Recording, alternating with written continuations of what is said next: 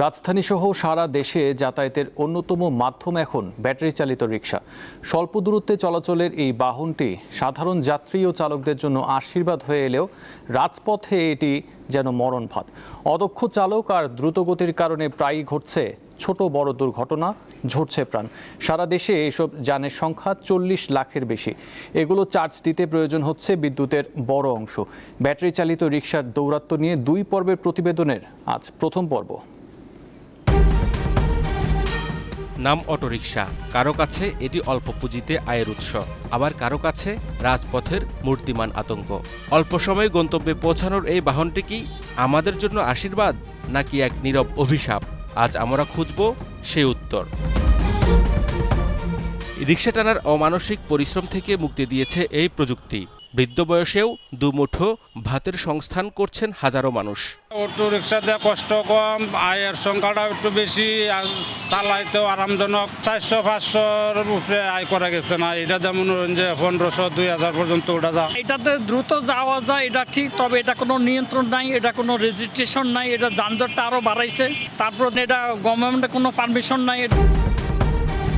কিন্তু এই আশীর্বাদের মুদ্রার উল্টো পিঠ বড্ড ভয়াবহ। অপ্রশিক্ষিত চালক আর ব্রেকহীন গতির মিশেলে অটোরিকশা যেন মরণ যান।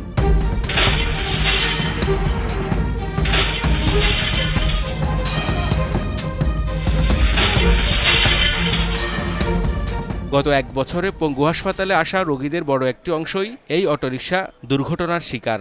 মিনিটের মাঝে উঠছি, এক জায়গায় যাবো, ওই জায়গায় যাবো, পরে আরেক মিনিট সময় পিছন দিয়ে ধাক্কা মাইরা আমার গাড়ি উড়ে গেছে। বাসা থেকে বাজারে যাওয়ার সময় মোটর থেকে ড্রাইভ করতেছি, তো হঠাৎ সামনে থেকে একটা অটোরিকশা এসে আমাকে সহজে হিট করছে।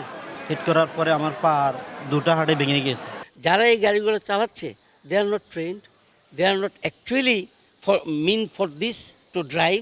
ও রাস্তার সাথে যে 3টা চাকার অ্যাডহেশন, মানে খাপ খাওয়া ধরে রাখা, এইটা কাউন্ট করা আছে। যখনই স্পিড বাড়ে যাবে তখন কিন্তু ওর লাইট হয়ে যায়, ওর adhesion capacity with the road কমে যায়।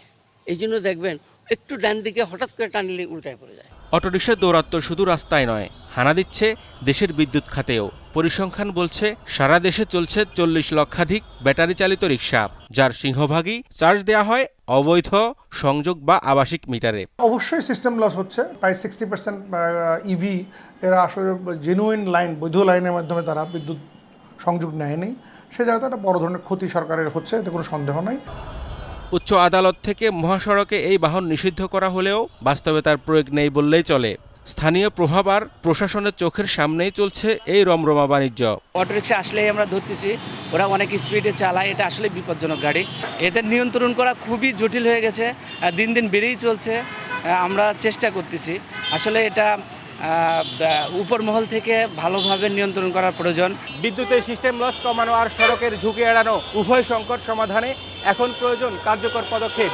গতির নেশায় অঙ্গহানি রোধে ব্যাটারি চালিত রিকশা বন্ধের পাশাপাশি এর সাথে জড়িত মানুষগুলোর কর্মসংস্থানের বিষয়টিও গুরুত্বের দাবি রাখে।